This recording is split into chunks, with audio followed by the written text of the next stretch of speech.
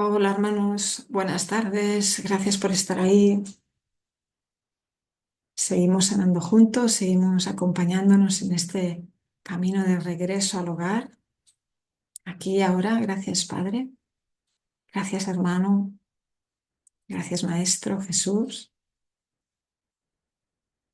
por llevarnos de la mano tan dulcemente. Gracias, gracias, gracias. Pues hoy vamos a leer el capítulo 3, la percepción inocente, y para ello hacemos la invocación de la página 30 y dice así. Estoy aquí únicamente para ser útil. Estoy aquí en representación de aquel que me envió. No tengo que preocuparme por lo que debo decir ni por lo que debo hacer. Es aquel que me envió, me guiará. Siento satisfecha de estar donde quiera que Él desee, porque sé que Él estará ahí conmigo. Sanaré a medida que le permita enseñarme a sanar.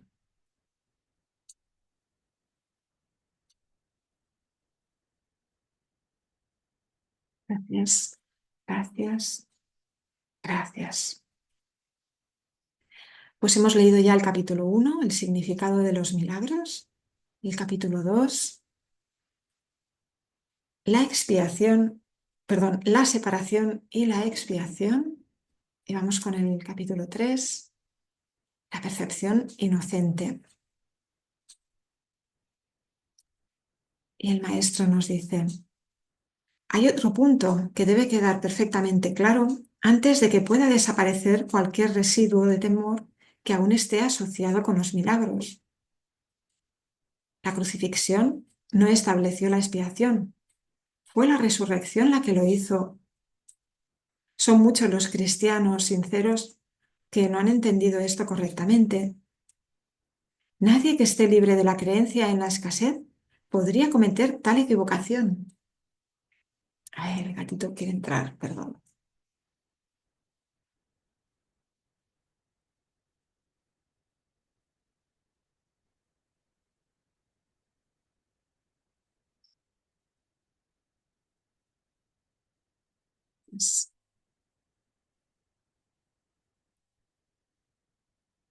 Si se examina la crucifixión desde un punto de vista invertido, parece como si Dios hubiese permitido e incluso fomentado el que uno de sus hijos sufriese por ser bueno. Esta desafortunada interpretación que surgió como resultado de la proyección ha llevado a muchas personas a vivir sumamente atemorizadas de Dios.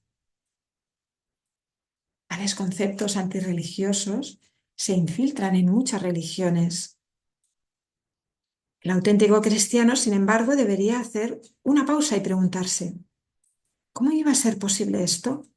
¿Cómo iba a ser posible que Dios mismo fuese capaz de albergar el tipo de pensamiento que sus propias palabras han señalado claramente que es indigno de su Hijo? La mejor defensa, como de costumbre, consiste en no atacar la posición del otro, sino más bien en proteger la verdad.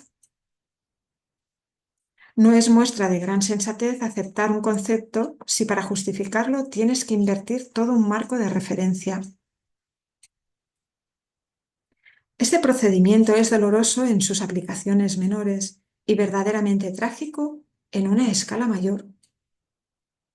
Con frecuencia, la persecución termina siendo un intento de justificar la terrible y errónea percepción de que Dios mismo persiguió a su propio Hijo en nombre de la salvación. Ni siquiera las mismas palabras tienen sentido. Superar esto ha sido sumamente difícil, pues si bien este error no es más difícil de corregir que cualquier otro, son muchos los que no han estado dispuestos a abandonarlo, en vista de su eminente valor como defensa. Un ejemplo menos dramático es el del padre que dice, esto me duele a mí más que a ti, y se siente exonerado a darle una paliza a su hijo. ¿Crees que nuestro padre piensa realmente así? Es tan esencial eliminar cualquier pensamiento de este tipo que debemos asegurarnos de que nada semejante permanezca en tu mente. Yo no fui castigado porque tú fueses malo. La lección completamente benévola que la expiación enseña se echa a perder si se mancilla con cualquiera de las formas en que esta clase de distorsión se manifiesta. La afirmación, mía es la venganza, dice el Señor, es una percepción falsa mediante la cual uno le atribuye a Dios su propio pasado malvado. Ese pasado malvado no tiene nada que ver con Dios. Él no lo creó, ni tampoco lo sustenta. Dios no cree en el castigo. Su mente no crea de esa manera. Dios no tiene nada contra ti por razón de tus malas acciones. ¿Cómo sería posible entonces que me hubiese acusado a mí por ellas? Asegúrate de que reconoces cuán absolutamente imposible es esta suposición y también de que procede enteramente de la proyección. Este tipo de error es responsable de una multitud de errores similares, incluyendo la creencia de que Dios rechazó a Adán y lo expulsó del jardín del Edén. Quizá por eso piensas a veces que no te estoy guiando bien. He tomado las máximas precauciones para usar palabras que sean casi imposibles de distorsionar, pero siempre es posible tergiversar los símbolos, si así se desea. El sacrificio es una noción que Dios desconoce por completo. Procede únicamente del miedo, y los que tienen miedo pueden ser crueles. Cualquier forma de sacrificio es una violación de mi exhortación de que debe ser misericordioso, al igual como nuestro Padre en el cielo lo es. A muchos cristianos les ha resultado difícil darse cuenta de que esto les atañe a ellos. Los buenos maestros nunca atemorizan a sus estudiantes. Atemorizar es atacar. Y como resultado de ello, se produce un rechazo de lo que el maestro ofrece, malográndose así el aprendizaje. Se me ha llamado correctamente el Cordero de Dios, que quita los pecados del mundo. Mas quienes representan al Cordero manchado de sangre no entienden el significado del símbolo. Si se entiende correctamente, es un símbolo muy simple que habla de mi inocencia. El león y el cordero, tendidos el uno junto al otro, simbolizan que la fuerza y la inocencia no están en conflicto, sino que viven naturalmente en paz. Bienaventurados los puros de corazón, porque ellos verán a Dios. Es otra forma de decir lo mismo. Una mente pura conoce la verdad y en eso radica su fuerza. No confunde la destrucción con la inocencia, porque asocia la inocencia con la fuerza y no con la debilidad. La inocencia es incapaz de sacrificar nada, porque la mente inocente dispone de todo y solo se esfuerza por proteger su plenitud. No puede proyectar, tan solo puede honrar a otras mentes porque honrar a otros es el saludo natural de los verdaderamente amados hacia los que son como ellos. El Cordero quita los pecados del mundo en el sentido de que el estado de inocencia o gracia es uno en el que el significado de la expiación es perfectamente obvio. La expiación carece por completo de ambigüedad. Es perfectamente inequívoca porque existe en la luz. Únicamente los intentos de ocultarla en las tinieblas han hecho que sea inaccesible para aquellos que eligen no ver. La expiación de por sí solo irradia verdad. Disculparme que la Michita parece que tiene hambre. Vamos a servirle el plato.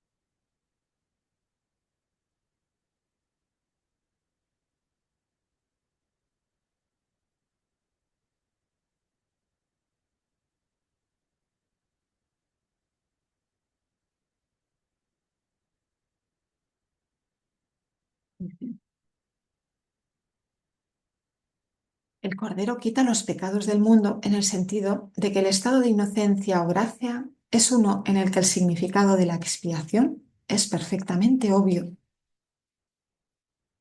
La expiación carece por completo de ambigüedad. Es perfectamente inequívoca porque existe en la luz. Únicamente los intentos de ocultarla en las tinieblas han hecho que sea inaccesible para aquellos que eligen no ver.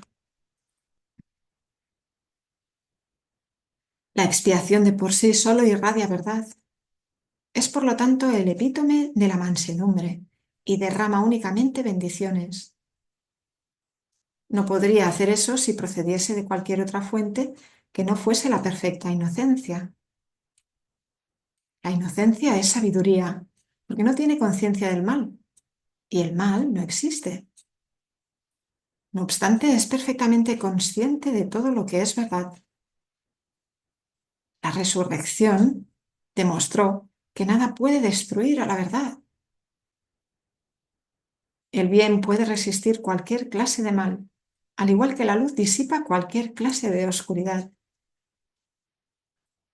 La expiación es, por lo tanto, la lección perfecta. Es la demostración concluyente de que todas las demás lecciones que enseñé son ciertas. Si puedes aceptar esta generalización ahora, no tendrás necesidad de aprender muchas otras lecciones de menor importancia. Basta con que creas esto para que te liberes de todos tus errores.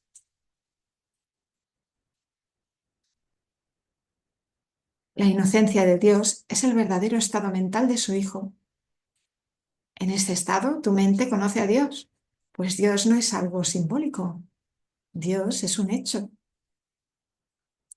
Cuando conoces a su Hijo tal como es, te das cuenta de que la expiación y no el sacrificio es la única ofrenda apropiada para el altar de Dios, en el que solo la perfección tiene cabida.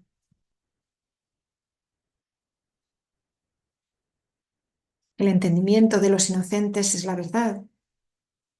Por eso es por lo que sus altares son verdaderamente radiantes.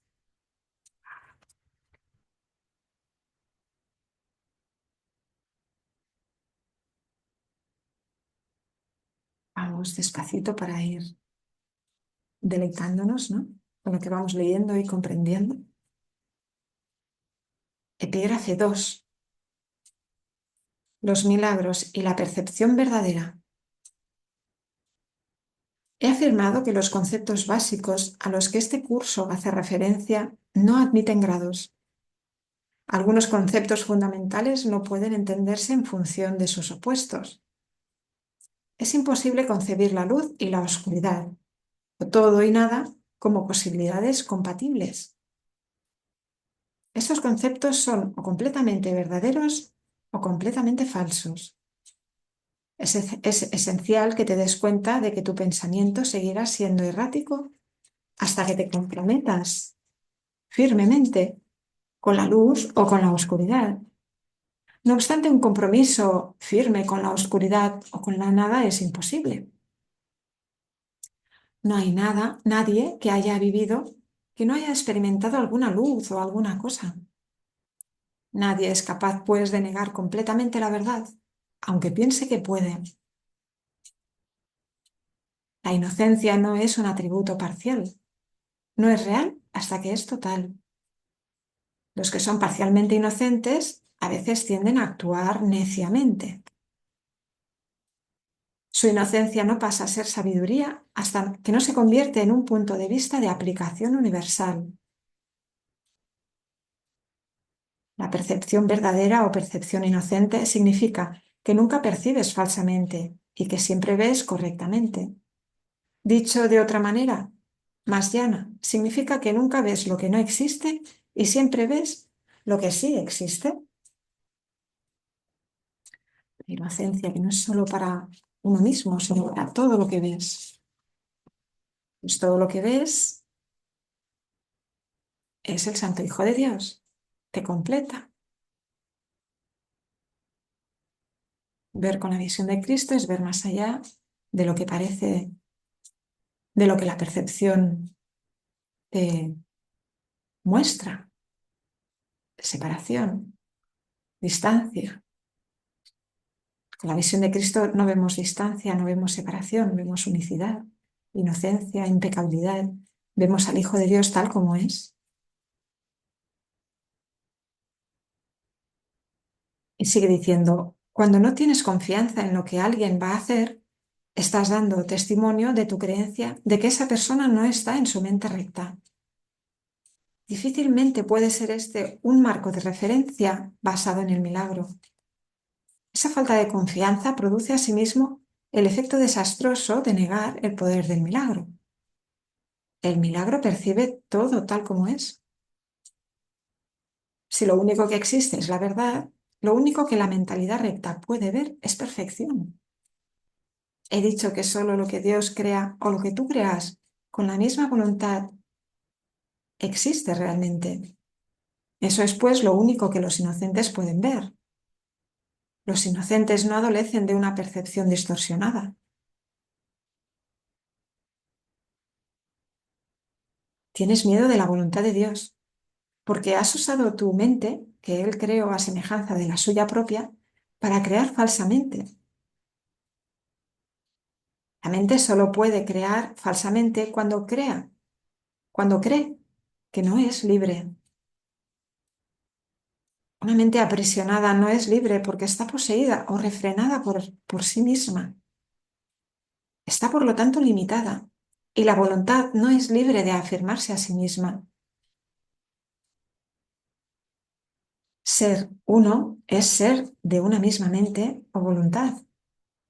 Cuando la voluntad de la filiación y la del Padre son una, la perfecta armonía entre ellas es el cielo. Nada puede prevalecer contra un Hijo de Dios que encomienda su espíritu en las manos de su Padre. Al hacer esto, la mente despierta de su sueño y recuerda a su Creador. Toda sensación de separación desaparece. El Hijo de Dios es parte de la Santísima Trinidad, pero la Trinidad en sí es una sola entidad.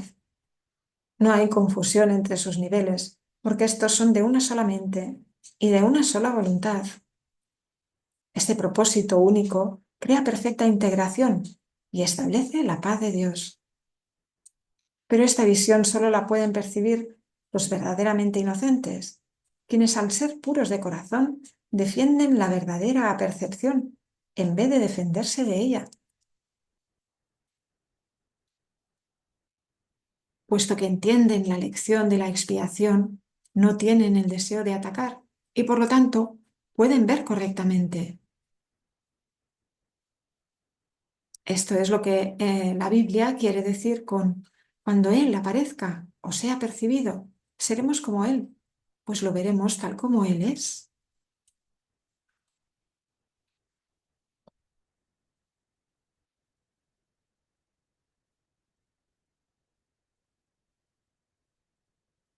La manera de corregir las distorsiones es dejando de tener fe en ellas y depositándolas únicamente en lo que es verdad. No puedes hacer que lo que no es verdad lo sea. Si estás dispuesto a aceptar aquello que es verdad en todo lo que percibes, dejas que sea verdad para ti. La verdad supera todo error y aquellos que viven inmersos en el error y en la vacuidad, jamás pueden encontrar consuelo duradero. Cuando percibes correctamente, cancelas tus percepciones falsas y las de los demás simultáneamente. Puesto que los ves tal como son, les ofreces tu aceptación de su verdad para que ellos puedan aceptarla en sí mismos. Esta es la curación que el milagro produce. Amén. Te curas tú y se cura tu hermano. La visión del Cristo, la visión verdadera, la que reconoce quién es tu hermano, que no ve tacha ni mancha alguna en él. Por supuesto, podemos ver y vemos que el hermano, si no nos da amor, se está equivocando, pero no dejamos de verle a él, ¿no? No dejamos de ver el ser, el santo Hijo de Dios, porque si no nos estaríamos equivocando y estaríamos de nuevo en el campo de batalla, peleándonos, la guerra contra nosotros mismos. Estamos cambiando de percepción, cambiando la manera de ver las cosas, cambiando de sistema de pensamiento.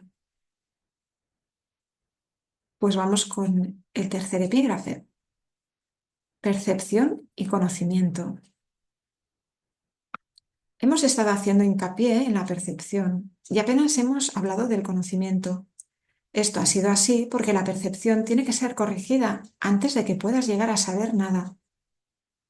Saber es tener certeza. La incertidumbre significa que no sabes. El conocimiento es poder porque goza de certeza y la certeza es fuerza. La percepción es temporal. Repito, la percepción es temporal. Al ser un atributo de la creencia en el espacio y en el tiempo, es susceptible de producir miedo o amor. Las percepciones falsas producen miedo y las verdaderas fomentan el amor.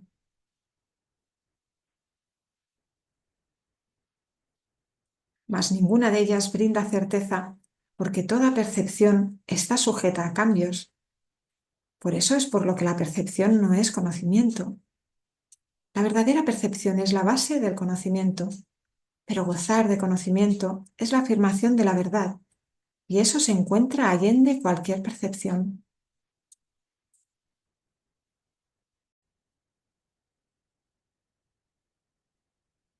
Y seguimos. Todas tus dificultades proceden del hecho de que no te reconoces a ti mismo, ni reconoces a tu hermano, ni reconoces a Dios. Reconocer significa conocer de nuevo, implicando que antes gozabas de conocimiento. Puedes ver de muchas maneras debido a que la percepción entraña interpretación, y eso quiere decir que no es íntegra ni consistente. El milagro, al ser una manera de percibir, no es conocimiento.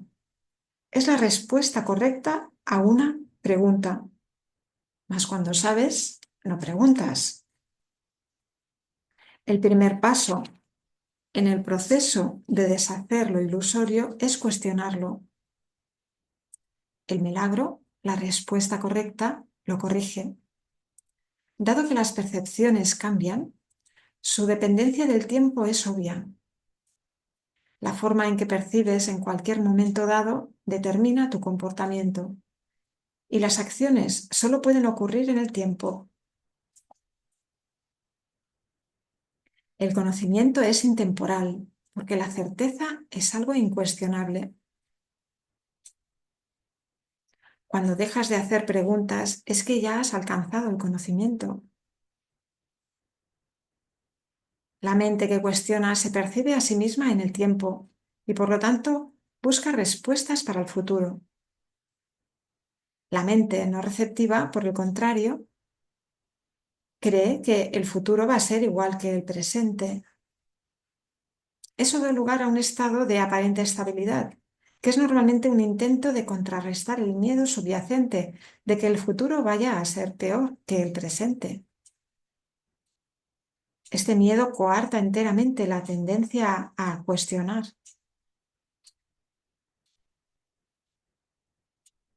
La verdadera visión es la percepción natural de la visión espiritual. pero es todavía una corrección en vez de un hecho.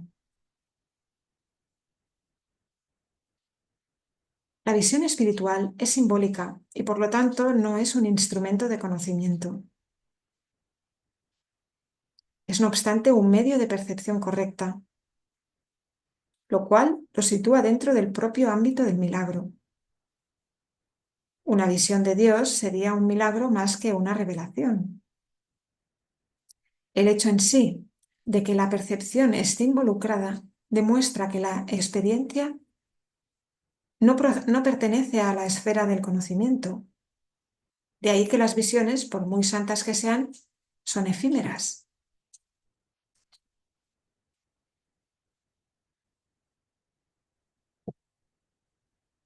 La Biblia te exhorta a que te conozcas a ti mismo, o lo que es lo mismo, a que tengas certeza. La certeza es siempre algo propio de Dios. Cuando amas a alguien, lo has percibido tal como es, y esto te permite conocerlo. Hasta que primero no lo percibas tal como es, no lo podrás conocer. Mientras sigas cuestionando lo que Él es, estarás implicando claramente que no conoces a Dios. La certeza no requiere acción. Cuando dices que estás actuando basándote en tu conocimiento, estás confundiendo el conocimiento con la percepción. El conocimiento provee la fuerza para el pensamiento creativo, no para la acción recta.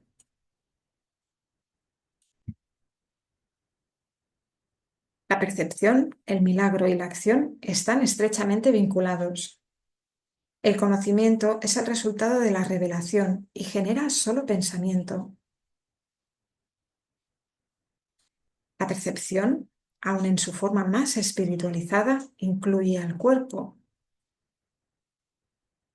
El conocimiento procede del altar interno y es intemporal, porque goza de certeza.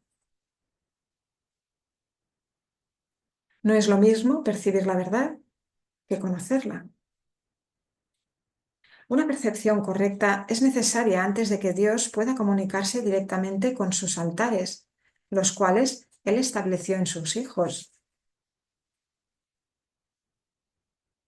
En dichos altares es donde Él puede comunicar su certeza y su conocimiento inevitablemente brindará paz. Dios no es un extraño para sus hijos y sus hijos no son extraños entre sí. Perdón, ni sus hijos son extraños entre sí. El conocimiento precedió tanto a la percepción como al tiempo y finalmente los reemplazará. Ese es el verdadero significado de el alfa y el omega, el principio y el fin, y de antes de que Abraham naciese era yo. La percepción puede y debe ser estabilizada, pero el conocimiento ya es estable. Teme a Dios y observa sus mandamientos pasa a ser. Conoce a Dios y acepta su certeza. Si atacas el error que ves en otro, te harás daño a ti mismo. No puedes conocer a tu hermano si lo atacas. Los ataques siempre se lanzan contra extraños. Al percibir falsamente a tu hermano, lo conviertes en un extraño y por lo tanto no puedes conocerlo. Le tienes miedo porque lo has convertido en un extraño. Percíbelo correctamente para que lo puedas conocer. En la creación de Dios no hay extraños. Para poder crear como Él creó, tan solo puedes crear lo que conoces y lo que por lo tanto aceptas como tuyo. Dios conoce a sus hijos con absoluta certeza, los creó conociéndolos, los reconoce perfectamente. Cuando ellos no se conocen entre sí, no lo reconocen a Él.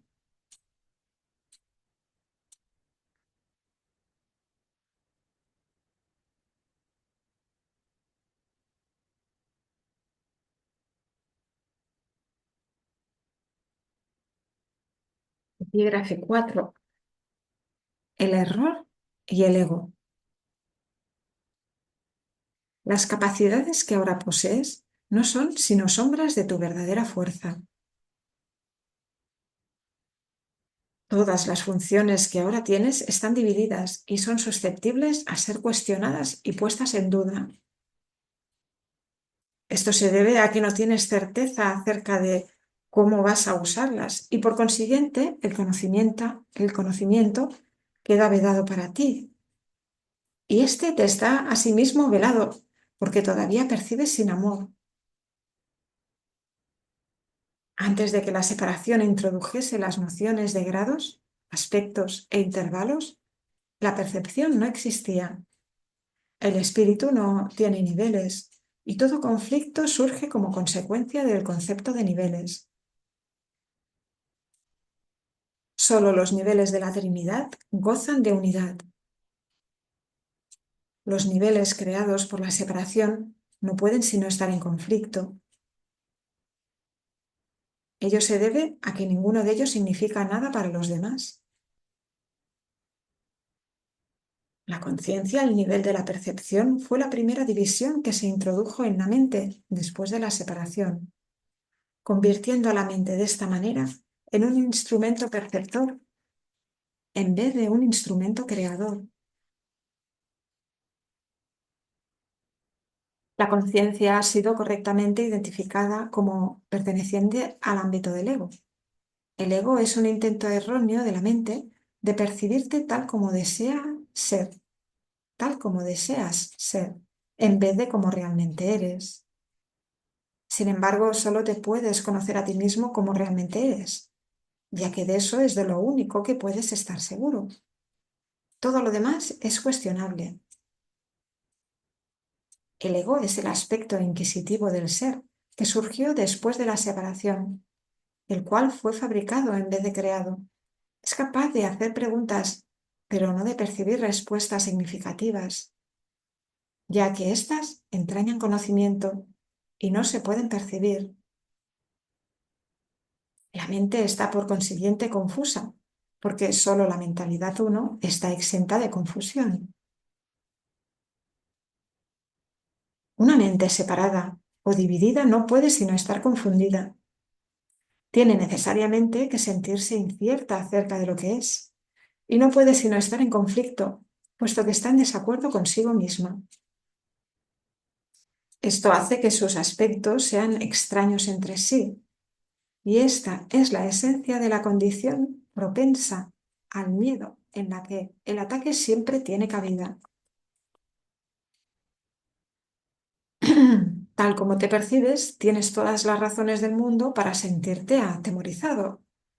De ahí que no te puedas liberar del miedo hasta que no te des cuenta, no solo de que no te creaste a ti mismo, sino de que tampoco habrías podido hacerlo. Nunca podrás hacer que tus percepciones falsas sean verdaderas y tu creación no se ve afectada en modo alguno por tu error. Por eso es por lo que en última instancia tienes que optar por subsanar la separación. No se debe confundir a la mente que goza de conocimiento con la mentalidad recta, ya que solo esta última está vinculada a la percepción verdadera. Puedes tener una mentalidad recta o una mentalidad errada, y aún eso es cuestión de grados, lo cual demuestra claramente que ninguna de ellas tiene nada que ver con el conocimiento. El término mentalidad recta se debe entender como aquello que corrige la mentalidad errada y se refiere al estado mental que induce a una percepción fidedigna. Es un estado de mentalidad milagroso porque sana la percepción errónea, lo cual es ciertamente un milagro en vista de cómo te percibes a ti mismo. La percepción siempre entraña algún uso inadecuado de la mente, puesto que la lleva a áreas de incertidumbre. La mente es muy activa. Cuando elige estar separada, elige percibir. Hasta ese momento su voluntad es únicamente gozar de conocimiento. Una vez que ha elegido percibir, no puede sino elegir ambiguamente, Y la única forma de escaparse de la ambigüedad es mediante una percepción clara. La mente retorna a su verdadera función únicamente cuando su voluntad es gozar de conocimiento. Esto la pone al servicio del espíritu, donde la percepción cambia. La mente elige dividirse a sí misma cuando elige inventar sus propios niveles, pero no puede separarse completamente del espíritu, ya que de éste es de donde deriva todo su poder para fabricar o para crear. Aún en la creación falsa, la mente está afirmando su origen, pues de otro modo simplemente dejaría de existir. Esto último, no obstante, es imposible, ya que la mente le pertenece al espíritu que Dios creó y que por lo tanto es eterno. La capacidad de percibir hizo que el cuerpo fuese posible, ya que tienes que percibir algo y percibirlo con algo. Pues eso, perdón, por eso es por lo que la percepción siempre entraña un intercambio o interpretación que el conocimiento no requiere. La función interpretativa de la percepción, que es una forma de creación distorsionada, te permitió entonces llegar a la conclusión de que tú eres tu cuerpo, en un intento de escapar del conflicto que tú mismo habías provocado. Perdón. El espíritu que goza de absoluto conocimiento no pudo avenirse a esta pérdida de poder, ya que es incapaz de albergar oscuridad. Esto hizo que el espíritu fuese casi inaccesible a la mente y completamente inaccesible al cuerpo. A partir de ahí se percibió al espíritu como una amenaza, puesto que la luz disipa la oscuridad al mostrarle simplemente que ésta no se encuentra ahí. La verdad siempre prevalecerá sobre el error de este modo. No puede ser este un proceso activo de corrección, porque como ya he puesto de relieve, el conocimiento no hace nada. Puede ser percibido como un agresor, pero no puede atacar. Lo que tú percibes como su ataque en tu propio vago reconocimiento de que el conocimiento siempre se puede recordar, a no haber sido jamás destruido. Repito la última frase. Lo que tú percibes como su ataque en tu propio vago reconocimiento de que el conocimiento siempre se puede recordar, al no haber sido jamás destruido. Vuelvo a repetir. Lo que tú percibes como su ataque es tu propio vago reconocimiento de que el conocimiento siempre se puede recordar, a no haber sido jamás destruido.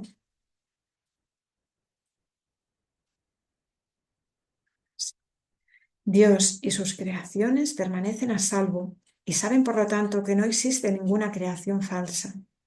La verdad no puede lidiar con los errores que tú deseas conservar.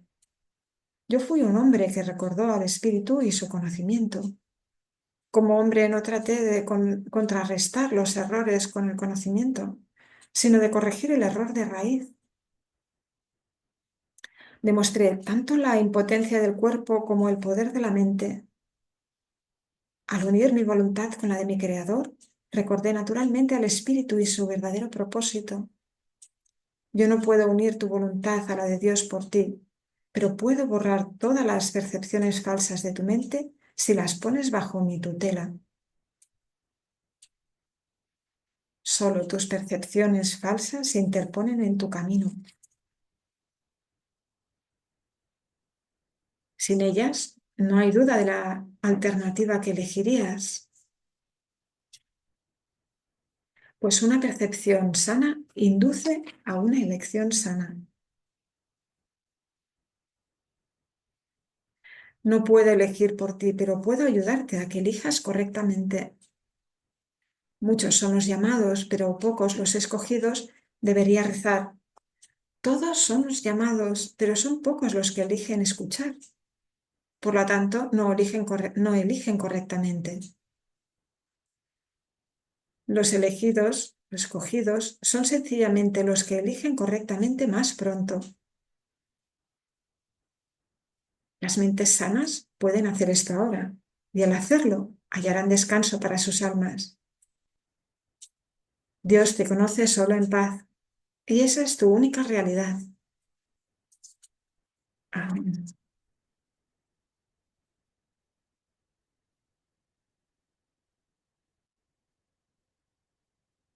Nos vamos con el epígrafe 5.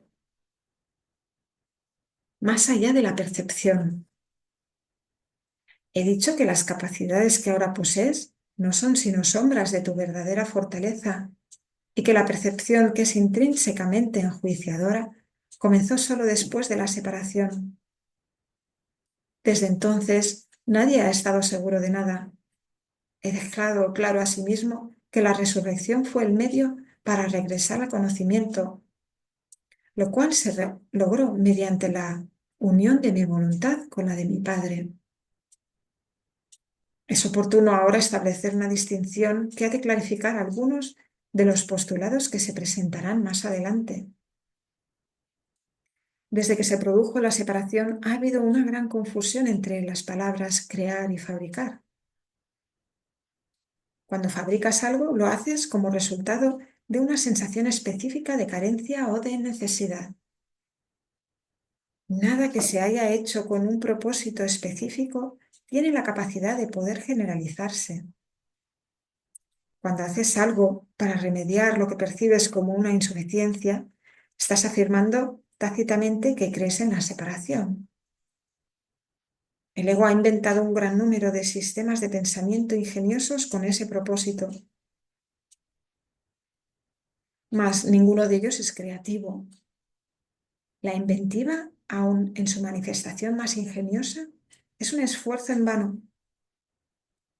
Su naturaleza, sumamente específica, apenas se compara con la creatividad abstracta de las creaciones de Dios.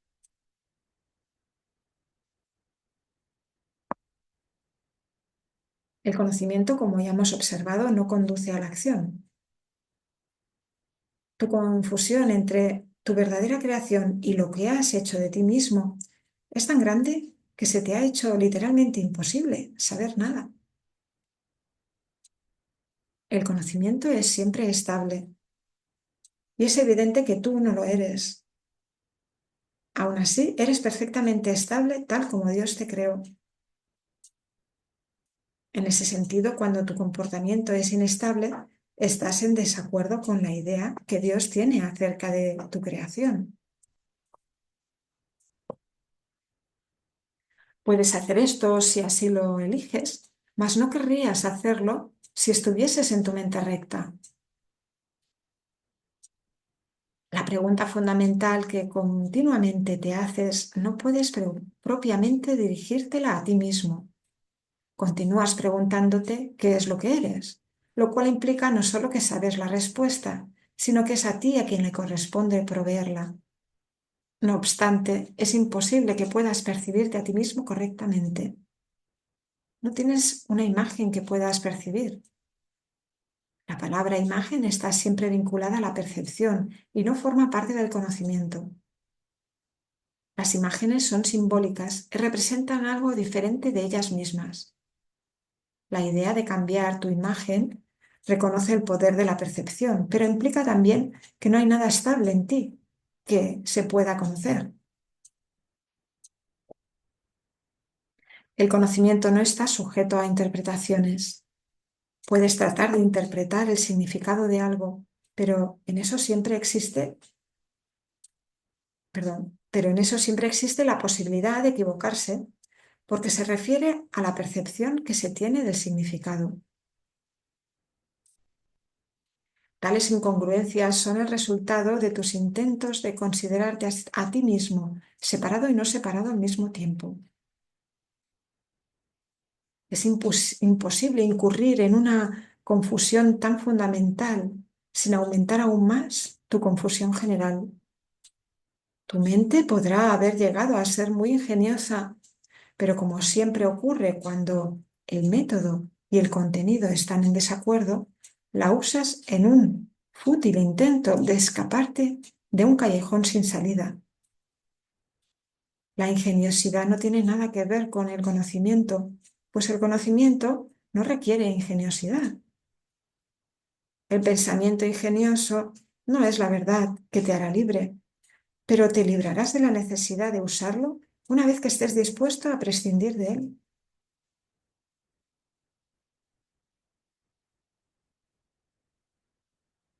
La oración es una forma de pedir algo. Es el vehículo de los milagros. Mas la única oración que tiene sentido es la del perdón, porque los que han sido perdonados lo tienen todo. Una vez que se ha aceptado el perdón, la oración en su sentido usual deja de tener sentido. La oración del perdón no es más que una petición para que puedas reconocer lo que ya posees. Cuando elegiste la percepción en vez del conocimiento, te colocaste en una posición en la que solo percibiendo milagrosamente podías parecerte a tu Padre. Has perdido el conocimiento de que tú mismo eres un milagro de Dios. La creación es tu fuente y es también la única función que verdaderamente tienes. La afirmación Dios creó al hombre a imagen y semejanza propia necesita ser reinterpretada. Imagen puede entenderse como pensamiento y semejanza como de una calidad semejante. Dios efectivamente creó al espíritu en su propio pensamiento y de una calidad semejante a la suya propia. No hay nada más.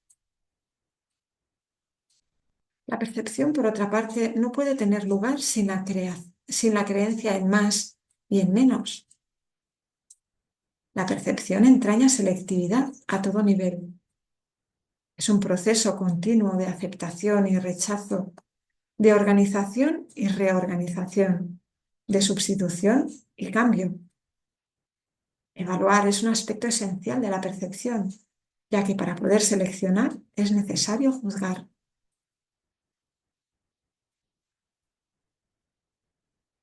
¿Qué le ocurre a la percepción en ausencia de juicios o de nada que no sea perfecta igualdad?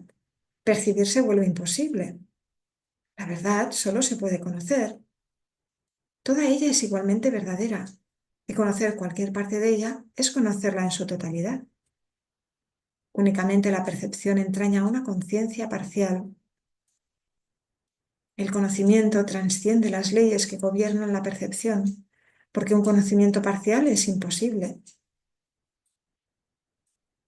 El conocimiento es uno y no tiene partes separadas. Tú que eres realmente uno con él, solo necesitas conocerte a ti mismo para que tu conocimiento sea total. Conocer el milagro de Dios es conocerlo a Él.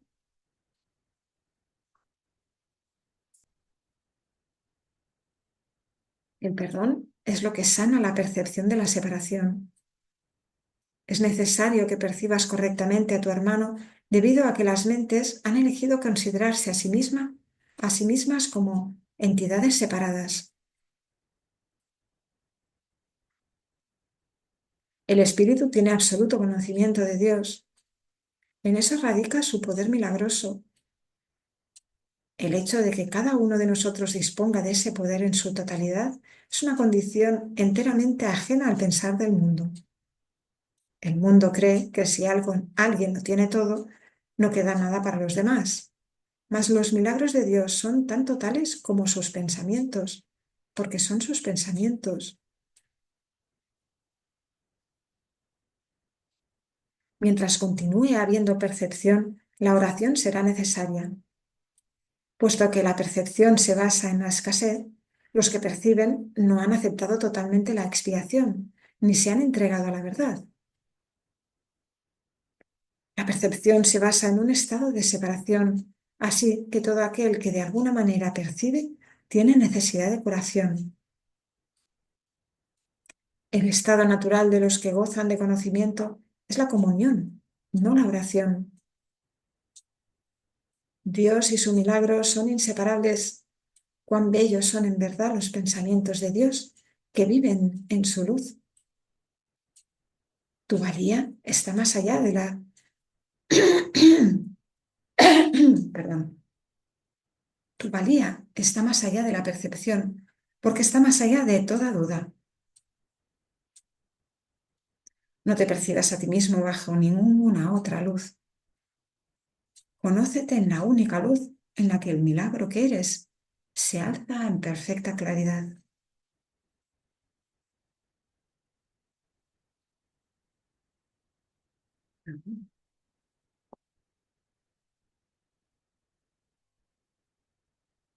Este capítulo, la percepción inocente, tiene 7 epígrafes. Vamos con el 6. Los juicios y el problema de la autoridad. Hemos hablado ya del juicio final, aunque no con gran detalle. Después del juicio final no habrá ningún otro. Dicho juicio es simbólico, porque más allá de la percepción no hay juicios. Cuando la Biblia dice, no juzguéis y no seréis juzgados, lo que quiere decir es que si juzgas la realidad de otros, no podrás evitar juzgar la tuya propia. La decisión de juzgar, en vez de conocer, es lo que nos hace perder la paz. Juzgar es el proceso en el que se basa la percepción, pero no el conocimiento. He hecho referencia a esto anteriormente al hablar de la naturaleza selectiva de la percepción y he señalado que la evaluación es obviamente su requisito previo. Los juicios siempre entrañan rechazo. Nunca ponen de relieve solamente los aspectos positivos de lo que juzgan, ya sea en ti o en otros. Lo que se ha percibido y se ha rechazado, o lo que se ha juzgado y se ha determinado que es imperfecto, permanece en tu mente porque ha sido percibido. Una de las ilusiones de las que adoleces es la creencia de que los juicios que emites no tienen ningún efecto. Esto no puede ser verdad a menos que también creas que aquello contra lo que has juzgado no existe. Obviamente no crees esto, pues de lo contrario no lo habrías juzgado. En última instancia, no importa si tus juicios son acertados o no. Esto es inevitable, independientemente del tipo de juicio de que se trate, ya que juzgar implica que abrigas la creencia de que la realidad está a tu disposición, para que puedas seleccionar de ella lo que mejor te parezca. No tienes idea del tremendo alivio y de la profunda paz que resultan de estar con tus hermanos o contigo mismo sin emitir juicios de ninguna clase. Cuando reconozcas lo que eres y lo que tus hermanos son, te darás cuenta de que juzgarlos de cualquier forma que sea no tiene sentido. De hecho, pierdes el significado de lo que ellos son precisamente porque los juzgas. Toda incertidumbre procede de la creencia de que es imprescindible juzgar. No tienes que juzgar para organizar tu vida y definitivamente no tienes que hacerlo para organizarte a ti mismo. En presencia del conocimiento, todo juicio queda automáticamente suspendido. Y este es el proceso que le permite al conocimiento reemplazar a la percepción.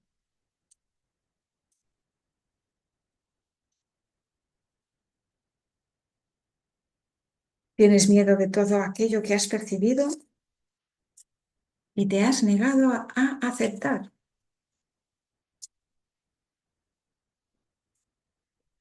Crees que por haberte negado a aceptarlo, has perdido control sobre ello. Por eso es por lo que lo ves en pesadillas o disfrazado bajo apariencias agradables, en lo que parecen ser tus sueños más felices.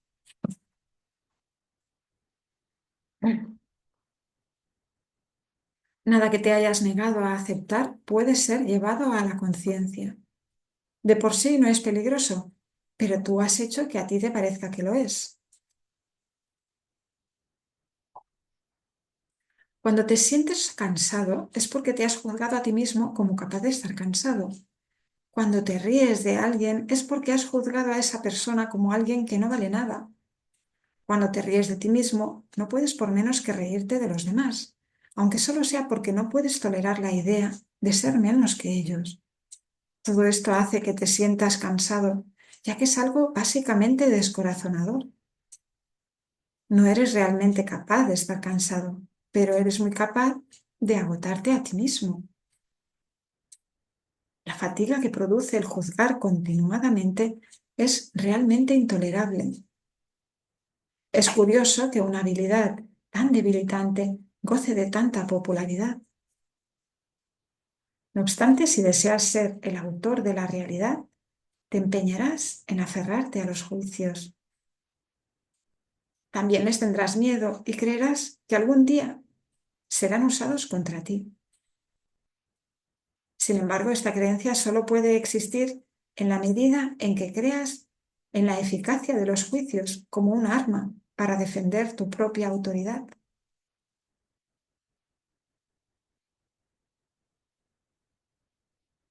Dios ofrece únicamente misericordia. Tus palabras deben reflejar solo misericordia, porque eso es lo que has recibido y eso es lo que deberías dar. La justicia es un expediente temporal o un intento de enseñarte el significado de la misericordia.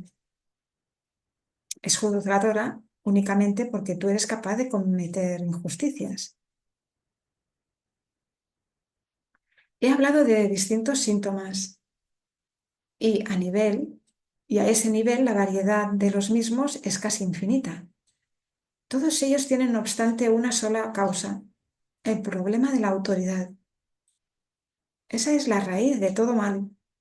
Cada síntoma que el ego inventa es una contradicción debido a que la mente está dividida entre el ego y el Espíritu Santo, de tal modo que cualquier cosa que el ego haga es parcial y contradictoria. Esta posición insostenible es el resultado del problema de la autoridad, que al aceptar como premisa el único pensamiento inconcebible, solo puede producir ideas que a su vez son inconcebibles.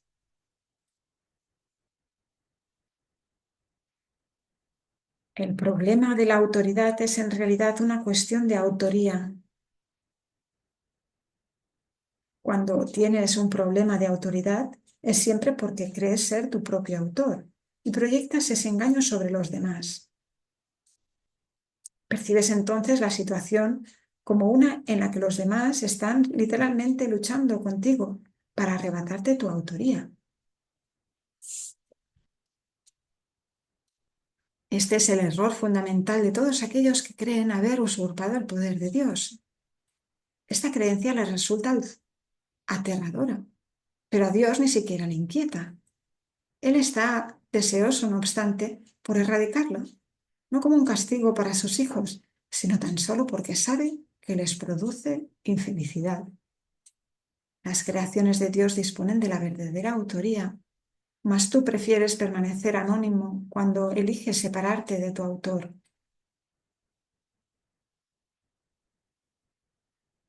Al no tener certeza con respecto a quién es tu verdadero autor, crees que tu creación fue anónima. Esto te pone en una situación en la que lo único que parece tener sentido es creer que tú te creaste a ti mismo. La disputa acerca de quién es tu autor ha dejado a tu mente en tan mal estado, ha dejado a tu mente en tal estado de incertidumbre que ésta puede incluso llegar a dudar de que tú realmente existas. Solo los que abandonan todo deseo de rechazar pueden saber que es imposible que ellos puedan ser rechazados. No has usurpado el poder de Dios, pero lo has perdido. Afortunadamente, perder algo no significa que haya desaparecido. Significa simplemente que no recuerdas dónde está. Su existencia no depende de que puedas identificarlo o incluso localizarlo. Es posible contemplar la realidad sin juzgar y simplemente saber que está ahí. La paz es el patrimonio natural del espíritu. Todo el mundo es libre de rechazar su herencia, pero no de establecer lo que ésta es. El problema que todos tienen que resolver es la cuestión fundamental de la autoría. Todo miedo procede en última instancia, y a veces por rutas muy tortuosas, de negar la verdadera autoría. La ofensa no es nunca contra Dios, sino contra aquellos que lo niegan. Negar su autoría es negarte a ti mismo la razón de la paz, de modo que solo te puedes ver a ti mismo fragmentado. Esta extraña percepción es el problema de la autoridad. No hay nadie que de una manera u otra no se sienta aprisionado. Si ese es el resultado de su libre albedrío, tiene por ende que considerar que su voluntad no es libre, o de lo contrario, el razonamiento circular de esta premisa sería evidente. El libre albedrío no puede sino conducir a la libertad. Los juicios siempre aprisionan, ya que fragmentan la realidad con las inestables balanzas del deseo. Los deseos no son hechos. Desear implica que ejercer la voluntad no es suficiente. Sin embargo, nadie que esté en su mente recta podría creer que lo que desea es tan real como lo que su voluntad dispone.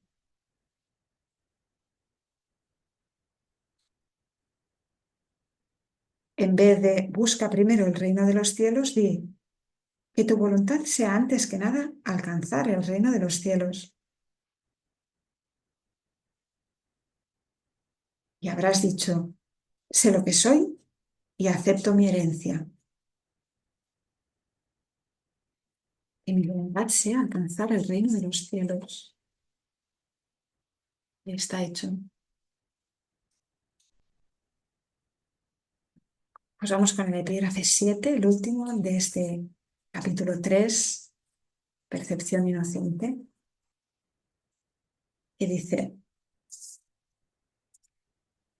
epígrafe 7, crear en contraposición a fabricar una imagen propia. Todo sistema de pensamiento tiene que tener un punto de partida. Empieza ya sea creando o fabricando. Diferencia esta a la que ya hemos hecho referencia. La semejanza entre ambas cosas reside en el poder que tienen como cimientos. Su diferencia en lo que descansa sobre ellas. Ambas son piedras angulares de sistemas de creencias por las que uno rige su vida. Creer que un sistema de pensamiento basado en mentiras es débil es un error. Nada que un hijo de Dios haya hecho carece de poder. Es esencial que te des cuenta de esto, pues de lo contrario no podrás escapar de la prisión que tú mismo has construido. No puedes resolver el problema de la autoridad menospreciando el poder de tu mente. Hacer esto es engañarte a ti mismo, y ello te hará daño porque realmente comprendes el poder de la mente. Comprendes también que no puedes debilitarla, de la misma manera en que tampoco puedes debilitar a Dios. El diablo es un concepto aterrador porque parece ser sumamente poderoso y sumamente dinámico.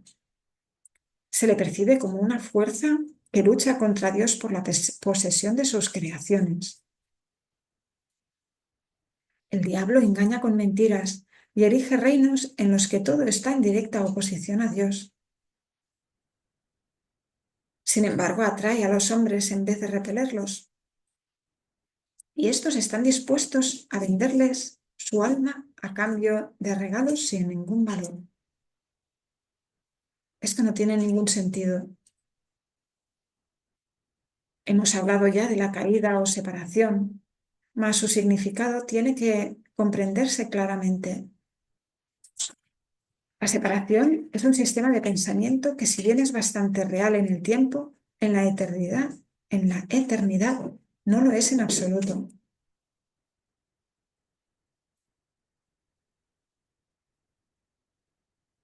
Para el creyente, todas sus creencias son ciertas. En el jardín simbólico se prohibió la fruta de un solo árbol, mas Dios no pudo haberla prohibido, o de lo contrario, nadie la habría podido comer. Si Dios conoce a sus hijos, y yo te aseguro que los conoce, ¿cómo iba a ponerles en una situación en la que su propia destrucción fuese posible? Al árbol prohibido se le llamó el árbol del conocimiento. Sin embargo, Dios creó el conocimiento y se lo otorgó libremente a todas sus creaciones. Este simbolismo se ha interpretado de muchas maneras, pero puedes estar seguro de que cualquier interpretación que conciba a Dios o a sus creaciones como capaces de destruir su propio propósito es errónea. Comer de la fruta del árbol del conocimiento es una expresión que simboliza la usurpación de la capacidad de autocrearse. Solamente en este sentido no son Dios y sus creaciones co-creadores. La creencia de que lo son está implícita en el autoconcepto, o sea, la tendencia del ser a forjar una imagen de sí mismo. Las imágenes solo se pueden percibir, no conocer. El conocimiento no puede engañar, pero la percepción sí. Puedes percibirte como tu propio creador, pero lo que a lo sumo puedes hacer es creerlo. No puedes hacer que sea verdad. Y como dije anteriormente, cuando por fin percibas correctamente, no podrás sino alegrarte de que así sea. Hasta entonces, empero, la creencia de que sí puedes es la piedra angular de tu sistema de pensamiento y utilizas todas tus defensas para atacar las ideas que podrían ponerla al descubierto. Todavía crees que eres una imagen que tú mismo fabricaste. Tu mente está en desacuerdo con el Espíritu Santo en este punto y no hay posibilidad de resolver esto mientras te empeñes en creer lo que es literalmente inconcebible. Esa es la razón de que no puedas crear y de que tengas miedo de todo lo que fabricas. La mente puede hacer que la creencia en la separación sea muy real y aterradora, y esta creencia es lo que es el diablo. Es una idea poderosa, dinámica y destructiva, que está en clara oposición a Dios, debido a que literalmente niega su paternidad. Examina tu vida y observa lo que el diablo ha hecho, pero date cuenta de que eso que ha hecho se desvanecerá completamente a la luz de la verdad, ya que su cimiento es una mentira. El hecho de que Dios te haya creado constituye el único cimiento que no puede ser debilitado, ya que la luz se encuentra en él. Tu punto de partida es la verdad y tienes que retornar a tu origen. Mucho se ha visto desde entonces, pero en realidad no ha ocurrido nada. Tu ser no ha dejado de estar en paz y a pesar de que tu mente está en conflicto,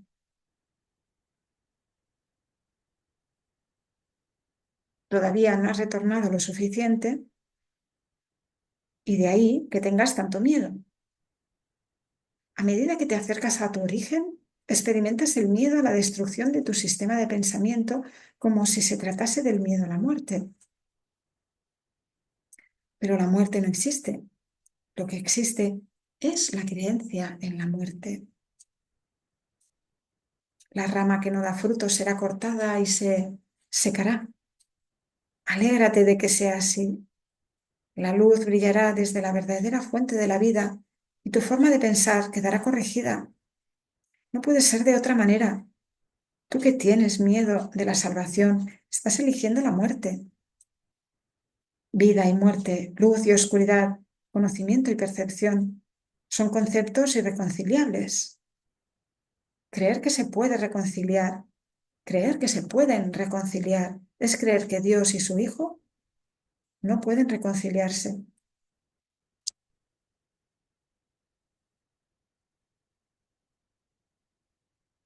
Solo la unicidad del conocimiento está libre de conflicto. Tu reino no es de este mundo, porque te fue dado desde más allá de él. La idea de un problema de autoridad tiene sentido únicamente en este mundo. Al mundo no se le abandona mediante la muerte, sino mediante la verdad.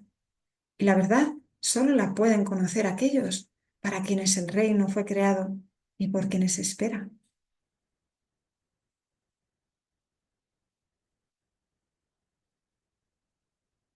Amén.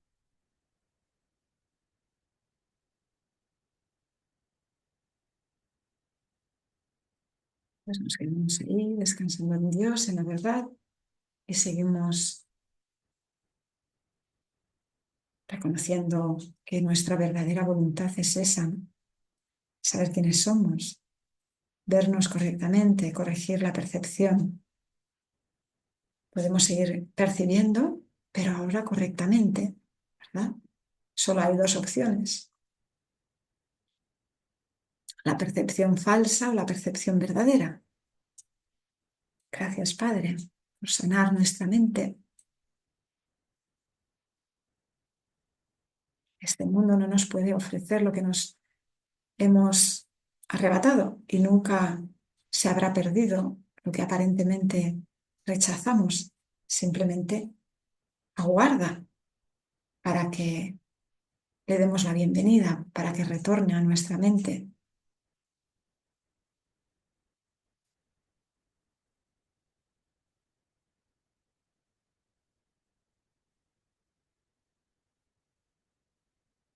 La mente nunca descansa, siempre está pensando. Vigilemos la mente. Recordemos que la conciencia es el lugar donde llegan pensamientos, o del sistema de pensamiento del ego o del Espíritu Santo. Aquí nuestra función es escoger el pensamiento correcto, elegir los pensamientos de Dios, los milagros, tener una mente milagrosa. El poder de crear se ha convertido en el poder de elegir esos pensamientos que nos dan claridad, que nos dan sostén, que nos recuerdan a Dios y a nuestra verdadera identidad con Él. Así que ahí nos afianzamos con la práctica, con el estudio, con la oración, el perdón. La oración ahora es perdonar al mundo y a mí mismo de lo que creía que era yo y el mundo.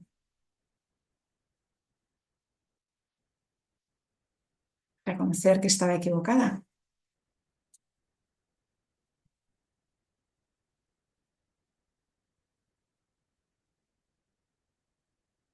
Y ahí hay el descanso.